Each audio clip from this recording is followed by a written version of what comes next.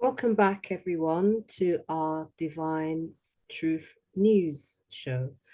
And I'm here joined for the second part with Allegedly Dave, brother Dave. And we were talking about the truth behind the fact that many books from the Bible were removed prior to the Old Testament and the New Testament. Just bear with me. Yeah. Okay. Yes. And the book of the Maccabees, the book of Enoch, book of Barnabas, the Apocrypha. There's been many important books removed from the Bible. And we do know that the Council of Nicaea was created. They managed to create a fictitious character and give him a white skin, even though the book, as lots and lots of people have been highlighting, was about us.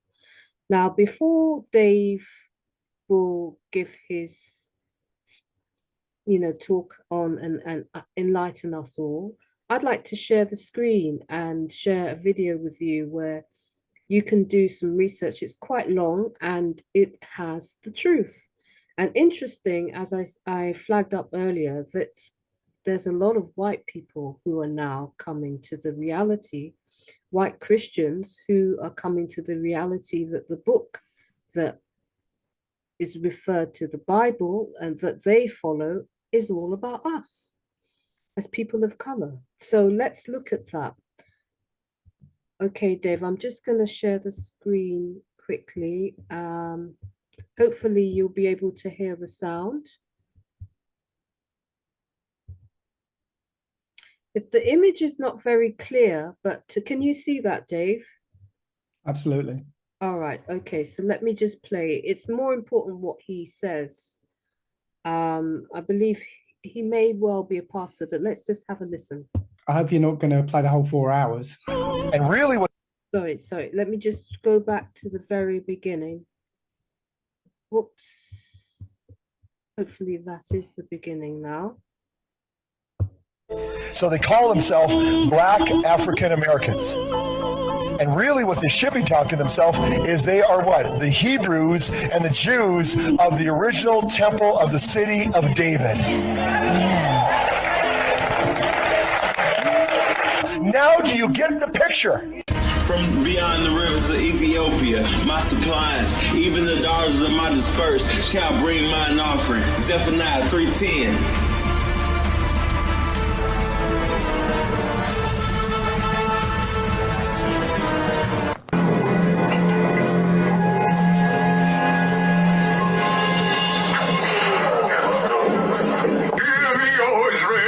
As thy children were delivered from bondage, so too will my children know freedom from this time forward and for all time.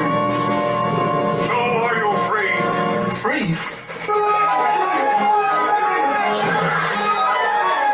Welcome to Seven Trumpets Prepper, and to this very important and very special video that I'm doing covering who the true biblical Hebrews are. First off, I want to say, as if the warning at the beginning of the video wasn't enough, I want to make sure and reiterate this, that I'm not a racist person, nor am I a person that hates certain individuals. I love all of humanity. I want to see all of humanity making a new kingdom. But nevertheless, there is true Hebrews. There is a true people of the Most High that is scattered throughout the nations of the earth this day. It is not whom that many people believe they are, such as the so-called Jews in the nation-state of Israel that we so see before us right now. I would interject that the true biblical Hebrews are the so-called African-American people that are scattered abroad throughout the world. Now, I will show you through a mass amount of evidence that I'll put up on the screen right here, verses below, and you can do your due diligence and research these things out to see if they be so. It is very important that you understand who the true Hebrews are, because that end-time prophecy, lots of it, surround these individuals. I am a Gentile. I know exactly who I am, but it seems to be the one group of people in the world that have been, by the rest of the world, tried to be dumbed down to the fact or completely erase their history from history is the African American people, so-called, that are scattered throughout the nations. Now, please understand that not every single black person is a true Hebrew, but it is those that are under the curse of Deuteronomy 28. And you'll be able to tell by the time that I'm done giving you this information, this video, who the true Hebrews are, and you may be one of them. So let's begin. Which are an ancient community of the Israelite exiles. Now, this is, for the most part, the general consensus of the largest people in Africa. You do have different groups like the Abu Daya in Uganda who aren't saying they're from the lost tribes, but have joined the people of Israel in the large amounts of numbers. One other location I'd like to... Actually, before I go into this other location, what's fascinating is, which I speak about, is the transatlantic slave trade. A large percentage of it actually came from Igbo territory. So these Igbo today in Nigeria were practicing Jews, numbering the 40 million people, with customs and traditions, doing circumcision on the 8th day, with the same exact people brought to the Americas on the transatlantic slave trade. Now, if someone goes to Times Square in New York today, you'll see, African Americans dressed in Israelite outfits and yelling at people saying, "You're not the real Jews, we're the real Jews." And so most people saying, "Well, you guys are kooky, you just made this whole thing up, you made up a religion and an identity." Actually, no, they are the blood descendants, most likely, of the people who, from Israel, were brought from Africa to America. So it's very fascinating, but what they need is discernment. So basically, this video is about 4 hours long. I'm going to give you the title of it so that you can go and watch it. Final mix, white people and even Ashkenazi Jews saying African Americans, meaning people of color, the indigenous people, us are the real Jews. So you can watch that. I think it's very educational. I think it should be played in businesses, in schools. It should be played amongst families, particularly as we approach the time of Christmas, which seems to be more of a commercial holiday than anything else. But it's something that families can sit down together and watch. It's quite lengthy, and it will definitely enlighten you. So I'm going to come back to Dave now. Let me stop sharing the screen. Now, as you saw, there is a massive awakening in terms of who the real Israelites are, and that's us. The first question I want to ask you before we talk about that is, why were all the books removed from the Bible, in your opinion? Right. Well, yes, there were a lot of books removed, though there are some fake books amongst them.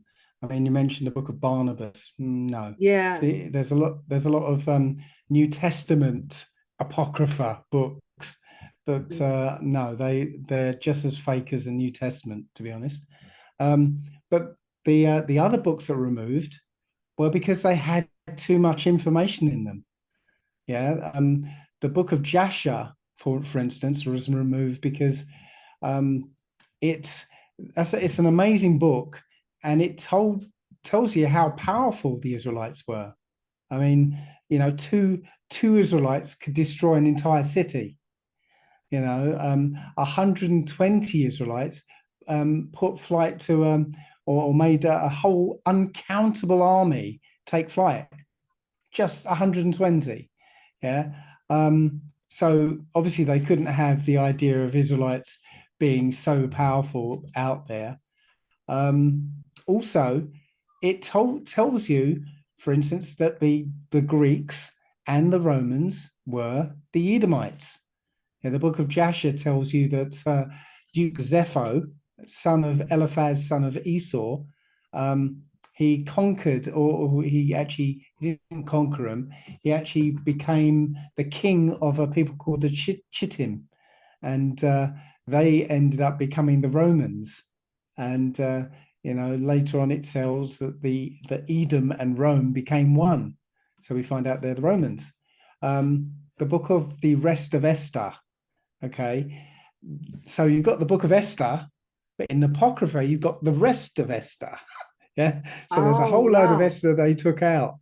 Yeah, and that in the rest of Esther, there's one line in it that tells you that the bad guy in the book of Esther was a Macedonian, but he was the son of somebody called Hamadatha, who was an Agagite. And then you look up who the Agagites were. Well, King Agag was I think he was an Amalekite, which was the son of Eliphaz and son of Esau. So you find out that the Greeks, were the Edomites as well. That's information that you're not supposed to have, because now it puts it all into context. So do you think that's the reason why there was so much backlash? I know you said, obviously, the whole thing with anything in mainstream can be perceived as a distraction, because we do know that we are a dot away from nuclear war right now. We have blackouts fixing to take place all over the world. They've already started in the UK. And so whilst everybody's been looking at these stories, they've been implementing all of these things to take us off grid, basically shut down electrical power, power cuts all over the place. And so, whilst people have been really engrossed in the Kanye thing, and I have as well, because I think what he did was brought something very important to the table, because the truth being spoken at this time is what's more important than anything. And the fact that he was helping people to recognize that all is not well within Hollywood, was a very, very healthy thing. And we do know that the Most High uses everything for good. So when they plan to do something dark and sinister over here, the Most High will use the situation in the favor of the people, because it will be the wickedness that we expose that will bring them down in the end. So from your point of view, Dave, you talking about the Kanye West is talking about Jesus Christ. What should he be saying? Should he be just referencing the Most High? What should he be saying, in your opinion?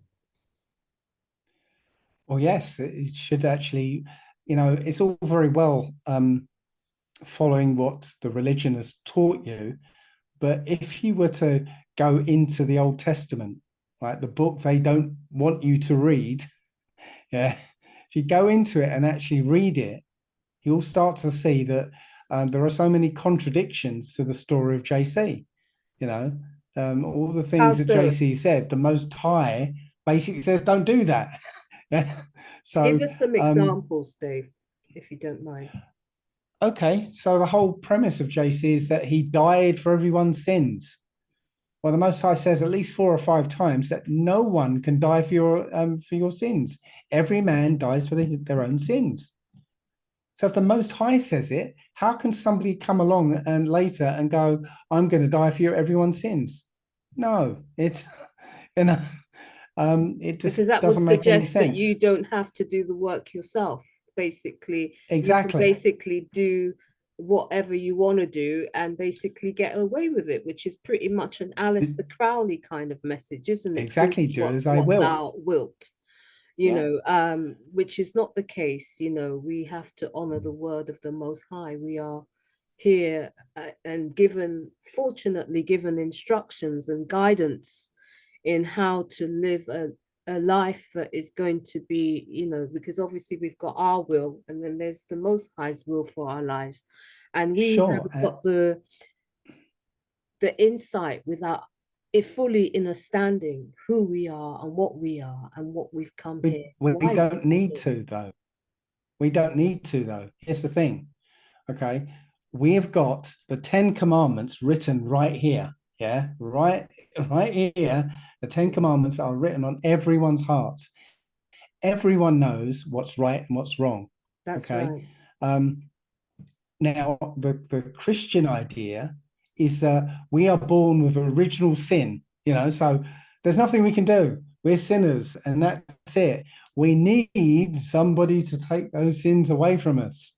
And enter JC. He gets nailed to a stick, and now we're all clear.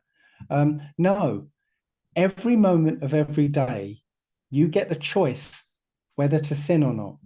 That's it. Which path are you going to take? You're going to take the righteous path, the wicked path. Yeah. And it's your choice. Nobody's twisting your arm. Yeah. So again, every man dies for his own sins. That's right. So when you get to the end of this, right, your life is going to be reviewed, and how did you do? How did you play? Yeah. What's your high score? That's right. You have ultimately, it's not somebody vicariously going to take responsibility for our karma. Karma is leveled squarely on the lap and the shoulders of the person who's committing the wrong. That's the reality of the situation.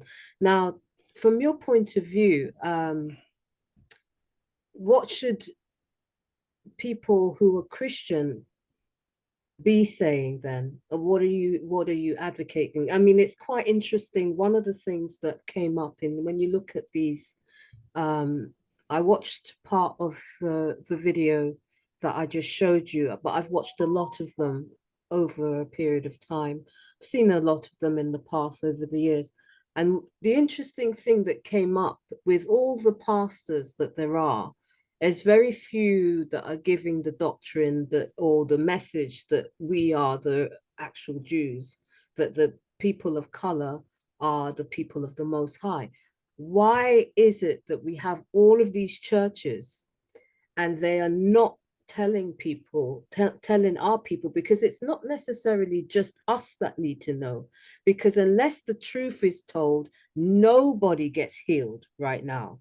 You see, this is the important thing. It's important for white people, black people, doesn't matter what color, even though these are man-made constructs. I'm using those terms simply for reference. We know that there's no such thing as a white person or a black person, really. We are the indigenous people, we're melanated people of the cloth. So tell me, from your point of view, Dave, what for people who have subscribed to Christianity and a lot of these different religious organizations, what would be your message to them?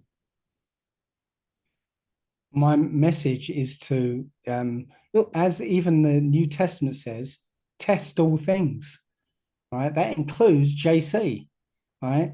The Christian religion tells you not to look at the Old Testament. Don't look at it unless we tell you to go and look at a particular verse.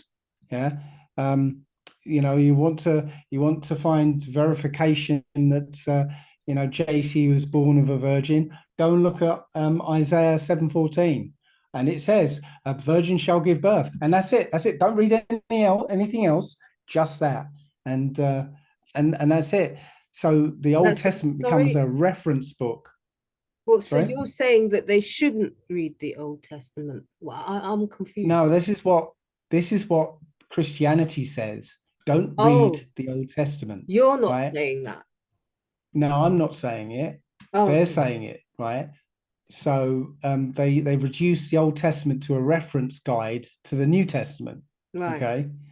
Now I'm saying read the Old Testament. And take off the Christian glasses and read the Old Testament as if you had no religion whatsoever. You're just looking at it for the first time. What you'll find is that a whole lot of stuff that contradicts what the New Testament says. Okay, and to speak about the whole thing of race, I might be able to, if I could share the screen for a second. Yes. You should be able to. Can you? Yeah. Yeah, I can. Tell me when you see it.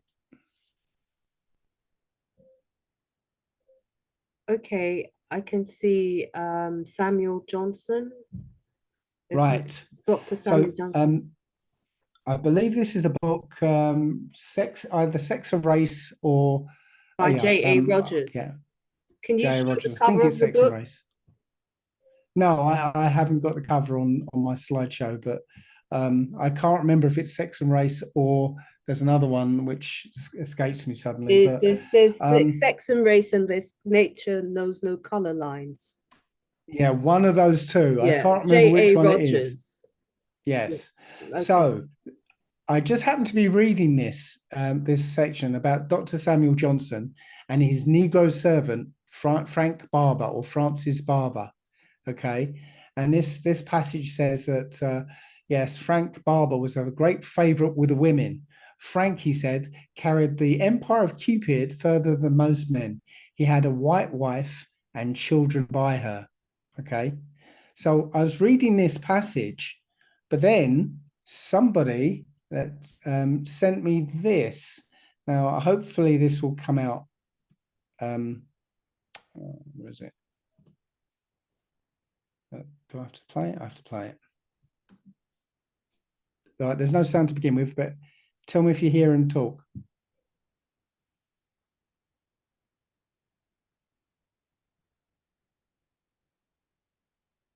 No. You can't hear it? No. Oh, okay. Let me just stop the share a second, because I know that when I share, here we go. Sorry. This was me. So tell me when you see it again. Can see it. You got it? Yeah. Okay, so I'm going to play it again. Okay. Sorry, play. So this is Francis Barber. Francis had a son called Isaac. Isaac had a son called Enoch. Enoch had a son called Edward. Edward had a son called Norman. And Norman had a son called Cedric, and that's me. And it's as direct as that. That's my family tree on my father's side, going back 250 years. Historians sometimes say that there's a mystery about the disappearance of the black Georgian population, that we know numbers thousands. But really the answer to that mystery is you. Yes, we're going around in disguise, in camouflage, walking about the place, and many people don't know. But I'm glad that I know. I'm proud of that, because they're mine, and because it's my history, and I feel sorry for people who don't know. So, the reason I played that is because to say that we are in a time of, and it talks about this in Daniel, confusion of face, right? It's not as simple as black and white, yeah, and calling people white people, because that guy, right, he is an Israelite by blood, yeah? Even though that blood's been mixed out somewhat, right, his father's line still goes back to an Israelite, right? So we can't look at somebody and know who they are. It's not quite as simple as that. Yeah, because obviously the whole thing of calling us black in particular, was to move us away from the real knowledge of self and away from the landmass, you know. So obviously if we're black people and we're displaced people whose identity has been stolen, our artifacts have been stolen, you only have to go to the British Museum. I mean, even me as a creative individual, on what we're talking about is on the macro, but on a micro level, when they stole my work, and that for people that don't know, I am the creator of many famous TV shows around the world: Dancing with Stars, You Are What You Eat, 10 Years Younger, Strictly Come Dancing. And I have, for the last 19 years, been terrorized for my work. Now, when they stole my work, one of the things they did was they gave my identity to a blonde white lady, because they realized that I was a musician. And I mean, this is something that always perplexed me. And if you remind me before we cut this off, I'll show you the picture of the person who they whitewashed me with. And this is in a modern context, you know. I mean, we were shocked. So they stole all my work and they were selling my work in a frenzy, all my famous TV shows. They tried to kill me, tried to kill members of my family. They have killed members of my family. But that's a whole story that you can look at. You can go to the Farrell report for anybody who wants to look at my particular story. But I say all that to say of the whitewashing of history, using the concept of white and black in order to manipulate and keep this lie alive. And it's being done to us on a macro level for literally, it's one of the biggest lies ever told. And then on an individual level, because if you go throughout the entertainment industry and the music industry, there's a plethora of people that have lost their lives, that are creative people, from Sam Cooke to Otis Redding, James Brown, now Whitney Houston is amongst that list of people, Prince, people that are of color who are literally being fleeced of our estates because they want to keep us oppressed and they want to keep us in bondage. They do not want us to have any wealth. And until the truth is told, we're always going to have this kind of abuse and oppression. So Dave. Well, I was going to say, it's not just artists, and it's literally, I imagine you can speak to any black person, right, and you'll get a story from them about how their abilities were stolen. For me, I was a computer programmer on Wall Street, and wow. and I was working for the New York Stock Exchange. I was being sort of hired out to the New York Stock Exchange.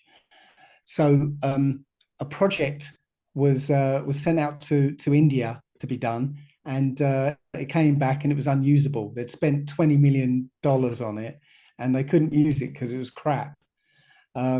So just before they would abandon the whole thing, one of the managers said, "Give it to Dave and see what he can do with it." So I did a mock-up of a system, and I showed it to them. They loved it, and they said, to my company, they said, "Yeah, we're going to hire you to build this system, as long as Dave does it." So I started building this thing, and it was me and a project manager. The project manager had a nervous breakdown, and he left, and it was just me putting together this whole thing on my own. And I did that for about 6 months. And in November, they decided to give a new project manager, a French guy called Pierre. Yeah, cliche. And so this French project manager came in November, and he spent the month getting up to speed. Okay.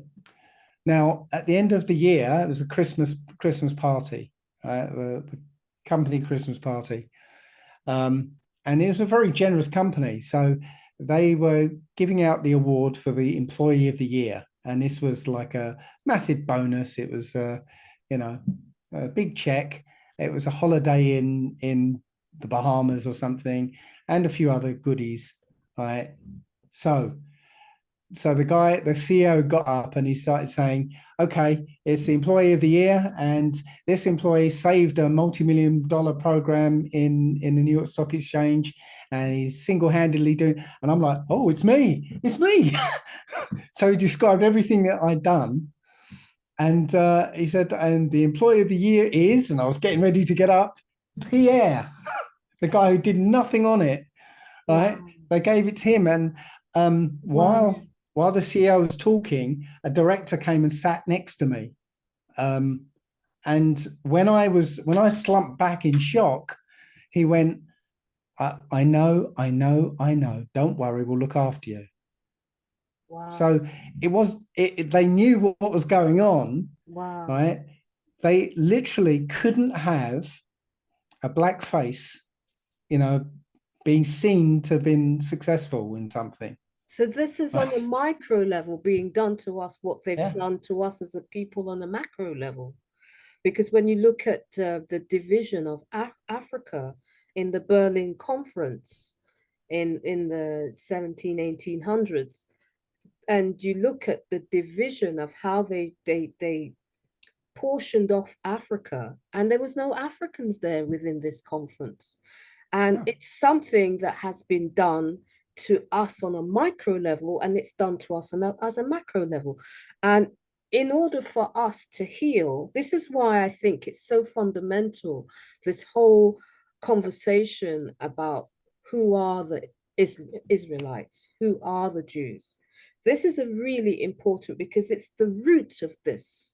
You know, I'm gonna we've got we're gonna come up for a break, so I don't want to get too deep into it, but I wanted to get from you, Dave, because obviously the whole thing is about misappropriation and basically co-opting of another person's, usurping. This is what they're doing. They're usurping. They actually have a blonde girl. When they realize I'm a guitarist, when they realize that I was a musician, they basically had a blonde girl take my whole entire identity at the same time that they were stealing my work. And they have this thing going on for Dave. I've heard it's happened to you repeatedly, Dave, you know, because all of us that they know are the pioneers and the people that are bringing new things to the table. They do not want us recognized for our work unless we are under their control. And this is the problem that we have going on in Hollywood, isn't it? Because we have our genius people within there, and they're not speaking up because they're under control. So, you know, I mean, I really want to talk a little bit before we cut this section off and go into part 3. I really want to talk about the Talmud. And, you know, who are the people that are there? Who are the people who are saying they are us? You know, what's that all about, Dave? Does it go back to Esau and Jacob in the Bible? And should we be referencing the biblical foundation to all of this? Yeah, absolutely. Because just on an aside, okay, so Esau ended up mixing with the Canaanites and ultimately all the nations that are against us. So he mixed all these nations. Now, one of these mixtures, right, and I'll step back a second, just as there are 12 or 13 tribes of Israel, there are 12 or 13 bloodlines of the Illuminati. So it's equal and opposite, yeah? So that's interesting. Yeah, so one of these lines are called the Khazarians, yeah, the ones who are pretending to be us right now. But guess what these people were known as at one point, okay? They were known as the name stealers, right? So technically what would happen, because Khazaria was in the in between Europe and the Far East. So traders would have to go through Khazaria to get to China and so on. Okay. So what would happen is a trader would cross Khazaria and he'd be welcomed in. He'd be welcomed in and they'd be given a really fine meal and a lovely place to sleep. And while he was eating and drinking, his host would be asking him questions, you know, sort of finding out all about him. What's he doing? What's he trading? Who's he going to see? All this information. And then they would kill him, take on his identity and go and do the trade. Wow. Right? So this is what is going on today. They're actually stealing people's copyrights. They're killing creative people in the industry. And on a larger scale, to kill me. So I know. Sorry, so on a larger scale, right, they would infiltrate a population, right, very slowly infiltrate and take up the positions of power. So they'll find themselves in, you know, as chancellors and whatever. And once they've got enough power, they would overwhelm that population, kill the men, rape the women, and then take on their name. Wow. And this is still going on today because, you know, a couple of 100 years ago, an Australian was a black guy, but now an Australian is a white European. Wow. Same with America. Yeah. 400-500 years ago, an American was a copper-colored man. Yes. But now it's a white European. Yes. I mean, the whole So American thing as well, even the American Indian thing, we are the original people that were in the Americas as well. The Caribbean is actually the Americas. That's a whole nother I'm not, discussion. yeah, I'm not too sure about that, to be honest, Yeah, we because can get into that there on is, another show, but we were the original American Indians. They were not the Eastern West American Indians that were depicted in the Cowboys and Indians movies all that time back. It was actually us. So, you know, these are the Hebrews perhaps that were all scattered around the world. Do you see? yeah, but with also in the mix are the Canaanites, right? And the Canaanites became the native Indians of many lands. Okay, so Many what lands? it's Sorry. many lands around the world. All Okay, right, they became okay. the native Indians. All right. Now I'm not discounting the idea that yes, there were Canaanite Indians there, and then Israelites came to America as well. I mean, I don't doubt that could be a possibility, but we can't jump straight into saying they're all Israelites. Well, we just know that they were not the Indians that are depicted there. You know, the original, if you go back into the history, historically, it was naturally African, Caribbean looking people, us, what they considered to be Black people that were there first, which is to be expected. I mean, if you look throughout history, we were everywhere. So you know, we have a little bit more time just before we cut off, Dave. What I would like to talk about is the whole situation with Esau and Jacob, because would you agree that this is the foundation to the whole co-opting of who we are and what we have? Yes, sure, absolutely. So we're going to give you a chance for a break and come back again to our Divine News Show. And thank you for staying with us. Don't forget to like, share, and subscribe. And we will be back with you in just a minute.